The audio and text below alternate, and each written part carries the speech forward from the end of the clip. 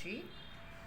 અમારી પાસે ઘણી વખત મારી પાસે આવે છે બધા લોકો, તો કહે છે માતાજી અમે એક સમસ્યા લઈને આવ્યા છીએ। તો સમસ્યા આવી હોય છે કે કોઈ દેવીના, કુળદેવીના કે દેવીના દોષમાં છીએ અમે।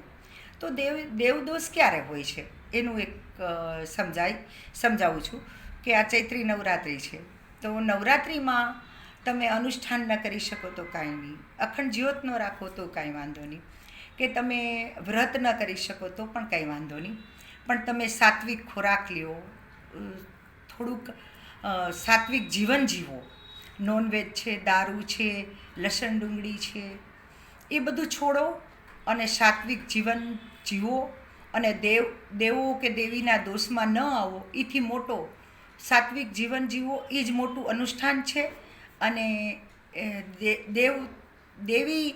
દેવીના દોષમાં ન આવો એ જ મોટું દેવ દોષનું નિવારણ છે। જય મા ભગવતી।